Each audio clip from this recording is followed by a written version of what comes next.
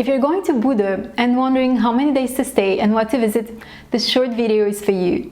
The Bodø Visitor Center has incredibly helpful and friendly staff that can assist you with organizing your trip, buying tickets for the public transport, and supplying you with free maps. The team here is efficient and very welcoming. Here's what a person I spoke to recommended we do and see around town. So, what are you interested in? Let's say if people stop here, especially on a cruise ship, and they only have a few hours, what can they see? Or if they come here for one day, what are the best? It depends on what they're interested in. We have two national museums in town. One is the Aviation Museum, Norwegian Aviation Museum, and then there's the Norwegian Yacht Trade Museum. A museum which is basically telling the history about trade between the remote places in the north and the rest of the world, starting off with the Vikings. And it's very nice scenery, and it's the historic center of this town or area. Because here you also have the old Church of Bodø from 1240 and the old Restored Culture Center. So you have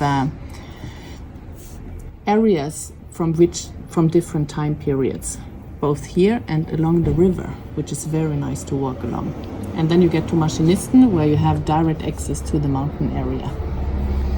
Here, or you just could stroll back along our city farm back to the city. How long would it take to do all of this? Oh, okay. Here you have 1 kilometer. 1 kilometer. And if you have to advise people between both museums, which one should they pick if they have to pick one? Not possible to tell. Okay. So it depends on your interest. Both are very, very interesting. The Aviation Museum is divided in two parts or sections. One is telling about the history of the civil aviation in Norway, and the other one the military part.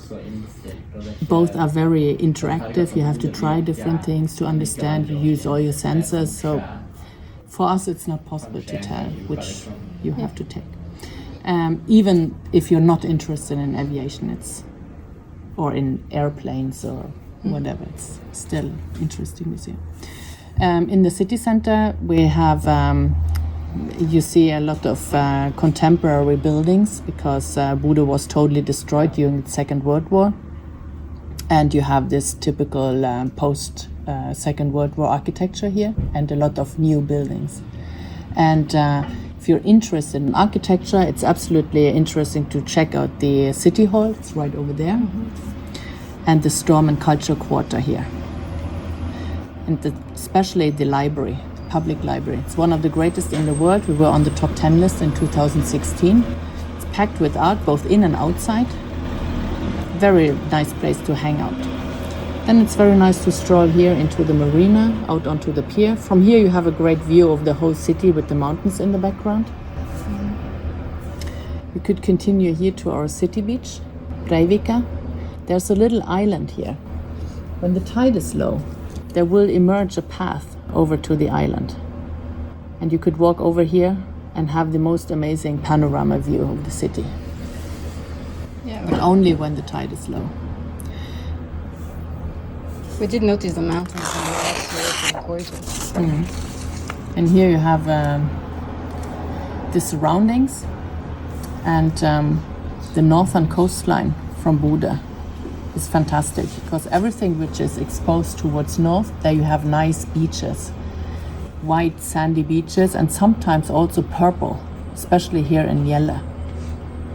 So it's very nice to explore this area. You can take public buses to here, for example, this area, and then walk for a few kilometers, walk back and take the bus back to the city, for example. Here's the peninsula of Kjerringøy, and especially Kjerringøy trading post, which was the richest place in the north for a couple of 100 years ago. It's a trading post and an open-air museum.